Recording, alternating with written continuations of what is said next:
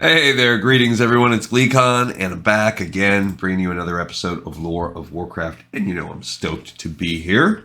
This is the best thing. On our last episode, we wrapped up on camera Nomergon. Once we're done making this episode, I do have to run it through with Farinel, but then we'll officially have Nomergon in the rearview mirror there. We turned in the quests, we turned in the ring, we upgraded Talanji a little bit, although her level's still a little low.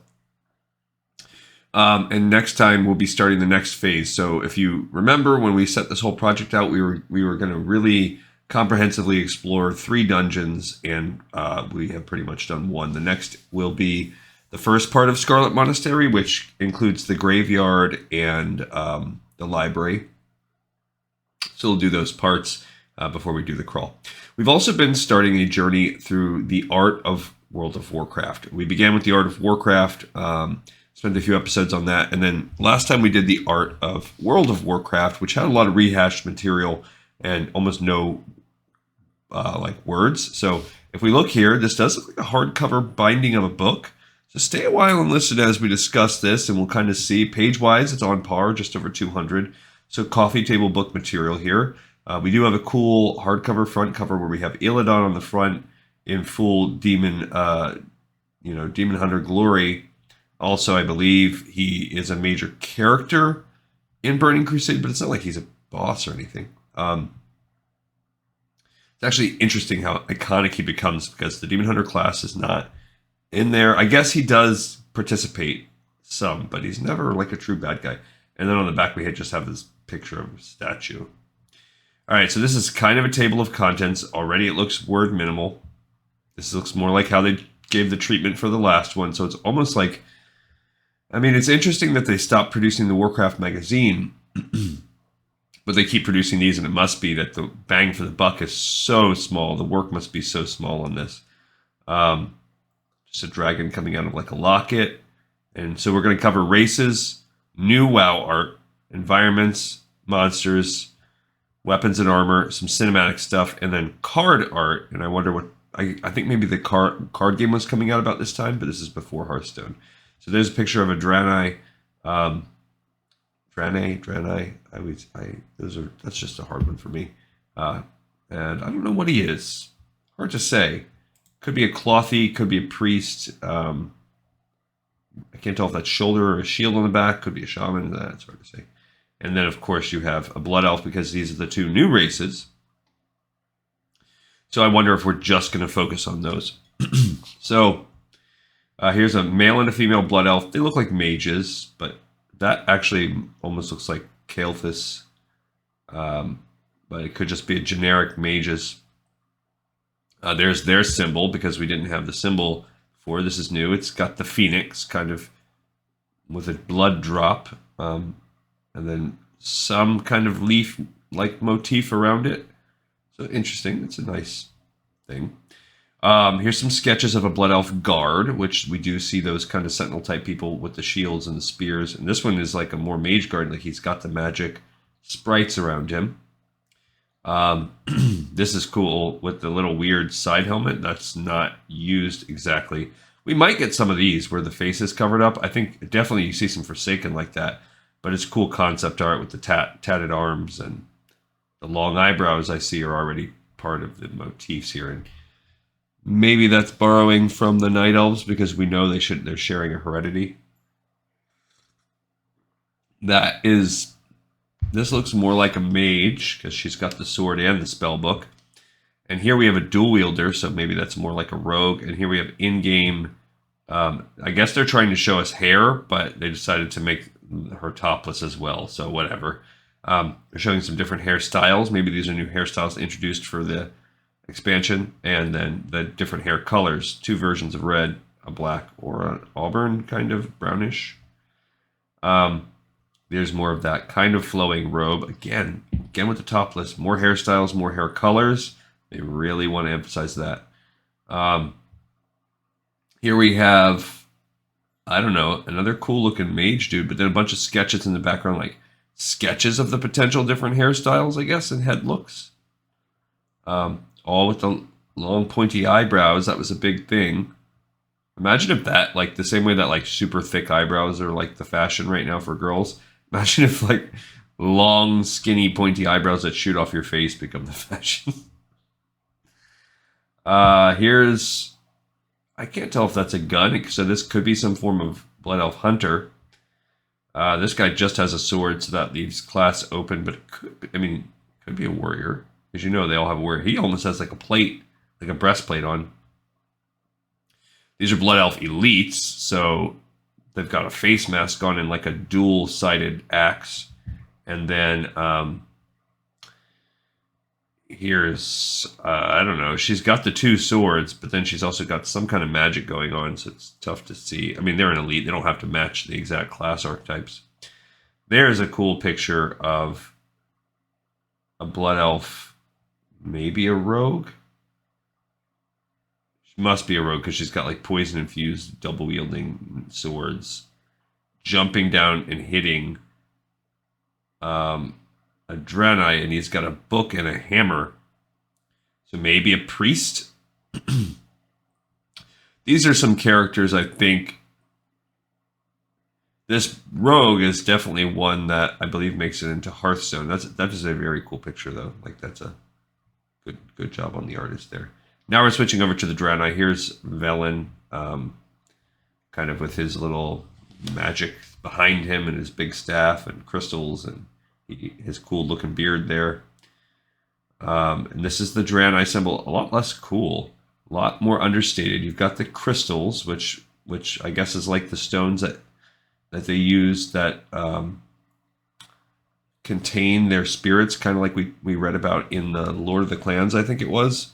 The history that showed how the Draenei came. And their symbol is like partially broken, and it's almost like a spaceship.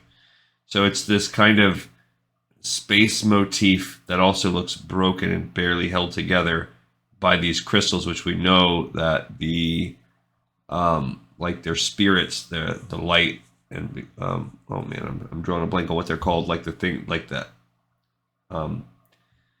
Adalai, whatever they're called, the things that are in the middle of Shatrith, those crystal beings that are basically pure light and can become pure void. Here's a female Draenei. Interesting look with the art style of the horns, almost treated in the same way that the elves, the disproportionately long and slender protrusion from the head. It's definitely an art direction, but I do like the symbol that they have floating in front of their head there. Hard to say what this one is. All we know is they're a staff wielder, and it looks maybe like they're wearing something heavier than cloth, but kind of hard to say. So this is a Draenei female, sword and shield, that could be a warrior, and a Draenei broken, so that's cool. Just a sketch of those. That's a good one. I like the art on the broken. I don't know why. I've always kind of liked it. Some Draenei female headshots, different horn options and hair options, and the Draenei devolve. So I guess showing here's a Draenei, here's a broken, and here are one of those forgotten ones or whatever they're called that are out there in the like Zengar Marsh, that are like below the broken. So you can see that, and I can't remember what makes them turn that way. The story is, I'm drawing a blank on the story. It's some kind of corruption, disease, something happens. I can't remember off the top of my head. Man, we've been doing this for 2 years, and some of the lore, my head's just packed with so much lore, it just pushes it out. I can't remember what kind of corruption makes them start to devolve like that. Here's another, like, very provocative. The art style is definitely, they're leaning into that. It's like a one-handed, almost a hammer, but it could be a wand with magic. So this could definitely be a mage type. And it's almost like her hair is flowing and these horns are mingling with it. Interesting, but well drawn. So more female. Look, that one looks like She's like freakish. Anime style, they say here. And then punk style. So different ideas. I mean, they do look cool. I will say I do like the look of the Draenei. Always been a fan. Here's a cool, that's like a paladin. He's typical Draenei paladin. And then here's some male headshots. That one looks a little bit more like anime. These look kind of fiercer. That's like punk emo. Some of them look cool. Some of them I'm like, eh. This one with the giant center horn. That's interesting look. But it's cool the way that they have like their face tentacles and stuff, and the way they make it with the hair. I like some of these looks that almost has them looking like a samurai. That's kind of a cool concept. And there's another picture of he's got his Libram and his hammer, so that's most likely straight paladin there. Pretty cool picture. All right, so that gets us just about past 10% of the book. We finished looking at the 2 new races. They're not going to run through the old ones, and now we're going to get new WoW art. I don't know what that means. I mean, all of this you would hope would be new, but here's a orc helping a troll, arrows flying, and the troll is peppered with arrows. Here is a Tauren, just like poster art, double totems on the back. Here you have a horde, an orc fighting a human, just melee, warrior v warrior, pretty cool. The background of a bunch of fire raining down on a fiery valley while an orc leads the charge on his direwolf.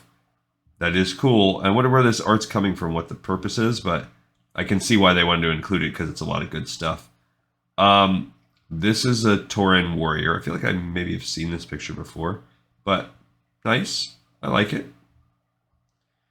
Here's like an Encourage type of a Karaji coming out of Encourage with all the bug swarms around him. So that's cool. Maybe this came out towards the end of, like, you know, right when basically after they made the last book, because it would have come. Maybe that's where this is all coming from. This is coming from towards the end when we're getting into Encourage, maybe even Zul'Farrak, some of the later expansions, because the other book came out like halfway through the classic. Here you have more of this kind of gun-slinging human. I don't know that humans were allowed to be hunters or not. Here's a Griffin shoulder guard. That's actually pretty cool. Just some kind of warrior-looking dude. Okay, now you have, I'm guessing that's an orc warlock because he's got like fell energy and a little demon. And he's fighting not Jaina Proudmoore, but a mage character who has like a frosty sword and a fireball. And the warlock also has like a dagger with some almost like void type energy around it. So just a warlock v mage combat, which is pretty cool. Here you have the portal room inside Orgrimmar. So that must have been a new thing because remember, they didn't originally have it. But once you started to need to be able to get to these areas, maybe you did need one. I don't know what this is. This almost looks like Frozen Throne-ish. So maybe some concept art for what will eventually become like Wormrest Temple or something like that. This is Nax. So these are pictures from Nax. You have the Lich guy that's famous that comes out of there, Araj or someone like that. Or the other guy, that number 2 to the whole Scourge, who, I don't know, my brain, it's early. Let this coffee kick in. But, you know, the guy that's has the chains flying around himself. These are, I will say this, no words, but the pictures are way better in this book. They actually had some material. We haven't had any duplicates so far. That's a cool little mage. It's like arcane, kind of making these little portals, Link style. That's a dope picture of an orc warrior. He's got the Broken Alliance banner in one hand and an axe, an Alliance trophy helmet on his belt. That's pretty cool. Here we have a night elf with a flaming arrow. She's obviously some kind of hunter. Nice. This picture is a famous one. We've seen this. I almost want to say that this is from one of the covers of the books that we've already read. But if not, it's definitely heavily inspired by that. That's like a Garrosh Hellscream kind of thing. and we're right into environments. So these, I'm guessing, are all going to be Burning Crusade environments. This is a like Black Temple, courtyard of the Black Temple. Here's the actual Dark Portal itself with, I don't know what that is. It looks, oh, it's like a headless statue. So maybe this isn't Black Temple. Maybe this is actually the steps of the Dark Portal. So, because here you have that portal, which is not how it ends up looking, but nice idea. Unless there's a portal I'm not thinking about in the Black Temple. Okay, so just a sort of a skyscape, almost twisting netherish. This is almost Blade's Edge Mountain range kind of imagery with the very sharp peaks and valleys. So that's cool. Oh, that's a nice big splash double page, like they unfolded the book here. And I don't really know what it's supposed to be. It looks like they're corrupting one of those. Like maybe this is within the Black Temple. I don't know. It looks almost like the little Adeli crystals or whatever. Man, that's gonna kill me that I can't remember what it's called. Draenei. Anyway, so then you kind of see like before and maybe day and night cycle of maybe I think that's probably Blood Elf. This could also be like Blood Elf crystal. I mean, it's definitely some evil fell energy. But interesting picture, and I like that it is a spread that they downloaded as a PDF like that for us. Here you just have environmental stuff from Blood Elf buildings. The twisted, the Naru, that's what it is. That's what was getting me. The Naru. Okay, so spiraling plants, a gate. Here's like a lamp. And that is basically how they make their architecture. So you definitely see the art department getting more trust or cranking out things that are more likely to be put in the game. Here you have some towers, just different structures that you'd see within the Blood Elf city. Here we have a double spread out again. More Blood Elf buildings. Here's actually maybe like the center of the keep. And a lot of this seems like what they end up going with the Nightborn also. Some windows, just different little things that they can add these touches to keep one architectural style throughout. Here you have these kind of pillars. Almost some of this is taken from Warcraft 3 too, so I wonder if that helps it. I wonder if that's like a boat or kind of like a lighthousey kind of thing, kind of neat. But yeah, just more towers, spires, that floating kind of almost MC Escher-ish, like not going to be able to, you could never really have it in reality, but that kind of adds to the fantasy element of the buildings. Bloodmist Isle, so this is where the Draenei begin. So you just kind of have this tainted with their crystals that power sort of everything and tie them. That's how they get their energy. But these are almost corrupted. I can't remember the storyline. I can't wait to do it again with you guys. But yeah, it adds this sort of a corrupted element to it. And here you have different color palettes, all of the same scene. So different options, I guess, how the trees might look. Here's the Bone Waste. So now we're in Terakar Forest. I like it how this makes it almost look like it's probably like a mausoleum that's dilapidated, which is what it is, which is what you can see above. But it almost gives it like this post-apocalyptic Horizon Zero Dawn kind of image to it, which again, one of my favorite concepts of all time.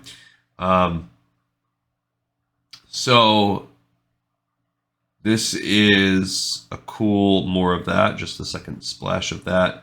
More Blade's Edge Mountain. It says Dark Portal at the top here. So these are the mountains, I guess, around the Dark Portal, but definitely leaning into those same Blade's Edge pictures. Here is the Dark Portal from that image, but it doesn't really look like that, so they definitely lean away from these sketches and concept arts. This has Draenei Core, so I guess maybe what makes up the ship. I don't know how much of that we see, and that's not what it looks like inside Exodar. But you kind of have some portal type of things that they've splashed in there. The overall Draenei lands, that's a stretch to call them that, But imagine the fact that they just land on these islands that are just uninhabited and they can just become theirs. Convenient. I wonder if there's like a story, like a indigenous story type of thing lurking back in there. But yeah, they're just showing how a lot of purples, a lot of crystals, a lot of broken, just like in their imagery. Yeah, this is just they're crashed, kind of like the Exodar within their land, and you can kind of see there's some cloudiness, mountains, rain, purple motifs. They've got the seaside element because they're on an island, crashed ship that's almost like a mountain now.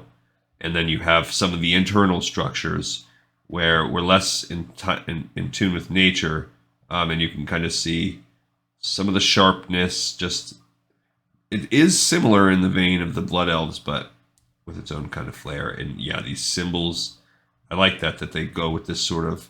It's a very deliberate. I would imagine being part of an art team with this very deliberate, just the angles and curves, the different things they take that can allow a motif to form almost in this, which is it looks like a Naru almost, which would make sense if that was what your people was based on. Here we have some type ups, but it's deliberately made so small you could never read it. Some black and white splashes, more Draenei lands here. Here you've got some floating out there. Again, another alternative version of what the Exodar could look like.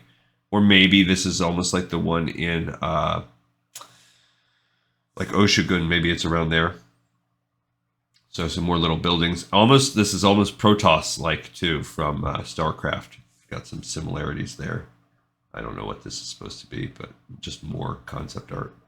Yeah, so they're really going all in on rehashing the different variations of how this will look. This is almost hive-like inside, like stacked house upon house in a small, which would make sense if your culture spent decades or whatever living in a spaceship.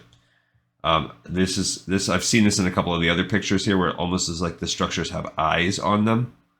So that's like they're like same thing down here. It's almost living like a shell. I think they definitely lean away from that. It makes it a little more creepy, and I think the Draenei are supposed to be pretty good. Here's more of this hive concept fleshed out, which I do like that. This is almost how it looks in the Twisting Nether, or I mean in the Nexus. Yeah, Twisting Nether. No. Not the Twisting Nether. The Nexus, which is in... Man, I don't know why my brain's not working today. The purple land at the top of Outland, where a lot of the in-game dungeons are. I can't.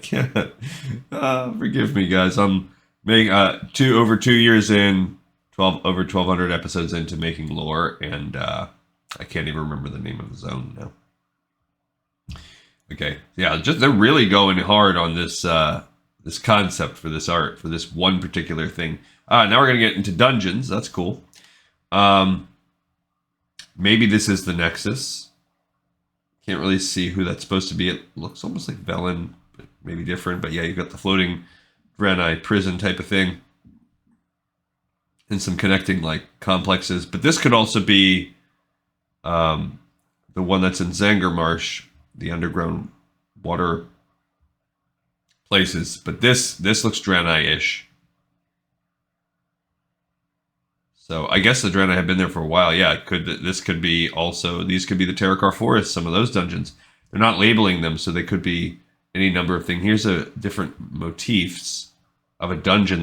Maybe that makes me think of Black Temple. I don't remember who the statue with 3 heads around. I don't know if I recognize that from the game. This is the pipes. This is definitely the Zangarmarsh dungeons. Here's more portal rooms. We already saw a picture, not basically exactly like that, so I don't know how that's supposed to be a dungeon.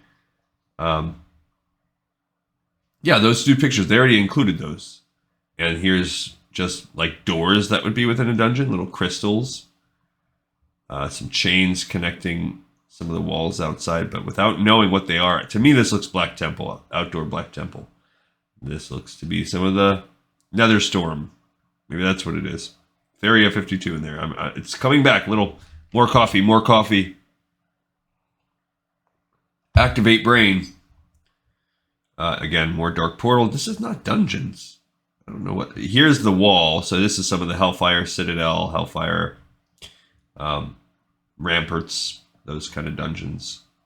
Yeah, and they're calling this though. Now we're talking about Hellfire zones. That's what the Hellfire looks like. Just red, angular, barren.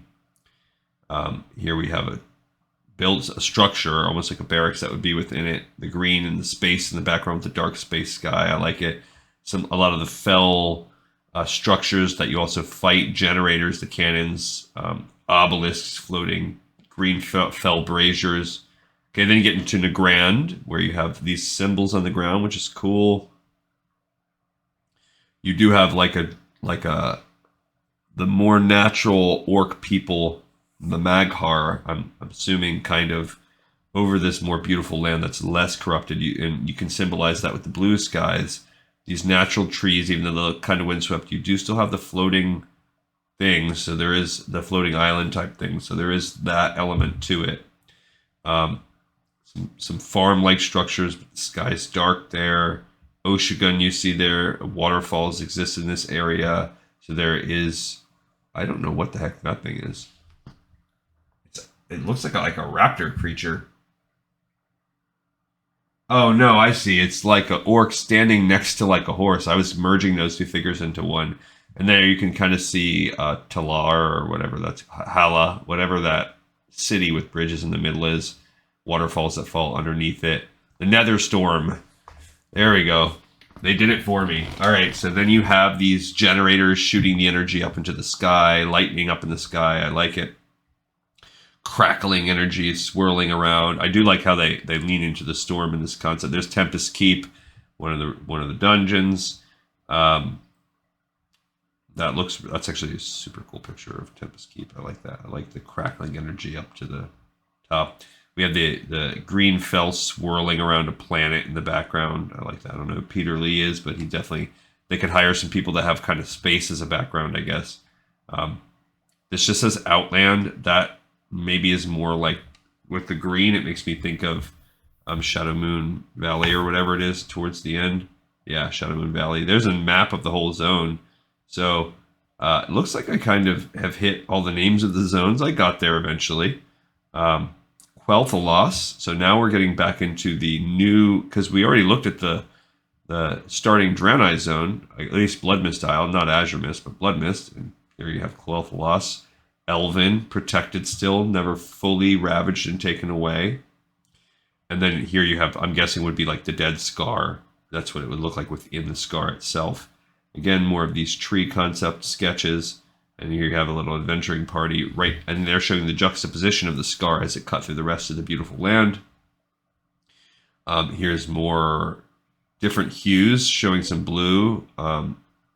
Forests, I mean, kind of almost some thorns. Maybe that's this artist's take on a land that starts dying.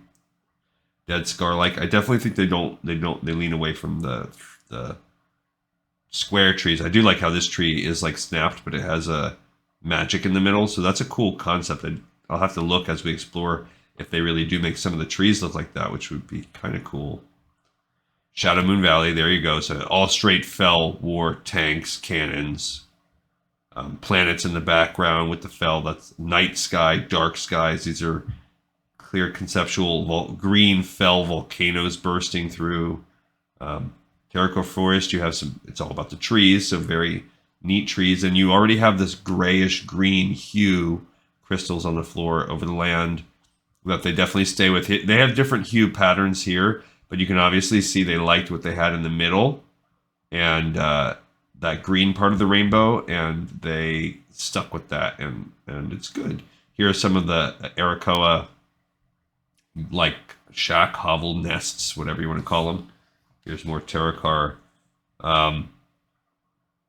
This is some of the trees, but almost like as it gets to be the edge, and you can see that space in the background and how it falls off into some rocks. And now they did the Arakoa bigger tent structures. They don't look quite as mystical or flimsy as that, so they definitely grounded a little bit more. Here we have jutting up, almost like these are the bone wastes. So, and these are broken trees, it looks like. So it's a cool picture, but the game doesn't reflect that much. Maybe kind of sort of on the border between the bone wastes and the actual trees. Here we have some fungus, so I think we're probably going to be getting into the Zangermarsh here. Yeah, so it says Zangermarsh, although that color palette's a little off. You just have the spores kind of everywhere. So Peter Lee drew some of those ideas. Not as good as your space stuff, Peter Lee. Here's more like spore agar. Some structures and things that are within spore agar. That's cool. And the broken ones, the Draenei kind of structures. It's cool, and it does have this otherworldly look to it, so I can see maybe why they tap Peter Lee. I've just pigeonholed him already in my mind. Don't even know him. Here's Shatrith itself. Color pattern. The color palette, I think they go a little bit away from this. These structures are more grounded. I think they try to build this city up to really be more metropolitan. Here they show the different areas where you'll have the Blood Elf sector, the Draenei sector, an Arakoa sector, so market district. So they definitely change a refugee district. Some of these things stay, some change. Little tents within. Okay, so we're at monsters. We're also probably at about the halfway point of the book, and we've probably just gone over our time for a typical reading episode. So I think we'll call it a pause here, and it'll be fun to start on monsters next time. Those arts are always a little bit more splashy than we have with the environments, but I'm kind of disappointed because I was hoping these books would have some kind of lore. And I'm still holding out hope that they will evolve as we go along. But for now, it's all pictures and me talking. So sorry about that, but I'm providing you one format if you wanted to have it kind of play, but it's out there. All of these so far you can find as like open source PDF. All right, another episode of The Pipe, 5x5. Thank you everybody so much for watching, for listening, for tuning in. I'll see you next time on Lore of Warcraft.